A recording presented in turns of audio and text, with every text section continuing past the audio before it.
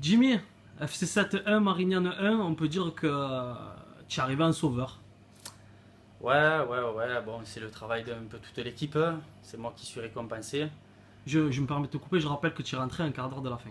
Voilà, je suis rentré un quart d'heure. Puis bon, depuis ma blessure à l'épaule en mars dernier, j'ai mis un peu de temps à revenir. J'ai fait les deux premiers matchs avec la réserve, j'ai pris un rouge, donc ça m'a écarté le terrain pendant 3 semaines de plus.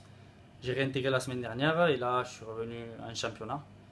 Et voilà, bon, j'ai le plaisir de marquer le but égalisateur, donc je suis assez content. Jimmy, ma question va être directe.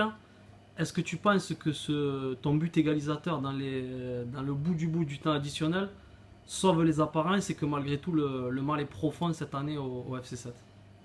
C'est sûr que bon, on part sur une meilleure note, on va dire, mais bon, à la maison, surtout à la maison, je trouve qu'on est plus dans la réaction que dans l'action. Parce qu'on l'a vu, quand on a pris ce but, c'est là où on a commencé à se lâcher, à jouer de mieux en mieux. La dernière demi-heure, on a eu le ballon la plupart du temps, on a fait des bonnes choses, sans les concrétiser certes. Mais bon, on voit bien que par rapport à la première mi-temps, où on a été plus faible.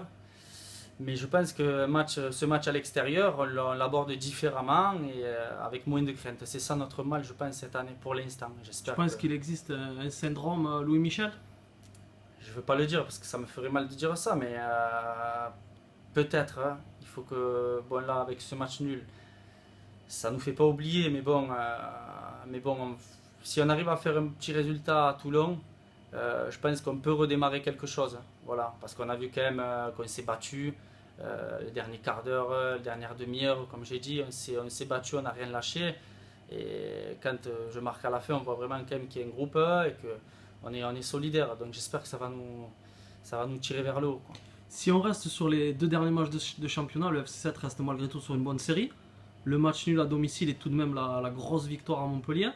Mais entre les deux, il y a cette défaite en coupe à Cannes. Et ton ressenti sur ce match de coupe? Le match de coupe, c'est toujours aléatoire, hein. On est arrivé, comme tu dis, après ce match de Montpellier, où toute l'équipe fait un gros match.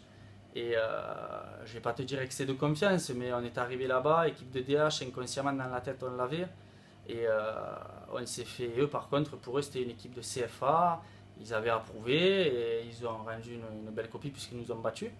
Et, euh, et voilà, mais bon, c'est à oublier, même s'il faut l'avoir dans un coin de la tête, il faut s'en servir, parce que c'est une faute professionnelle d'avoir perdu là-bas quand même. Mais la coupe, ça reste la coupe. Très bien, merci à toi pour ta franchise, Jimmy. Merci.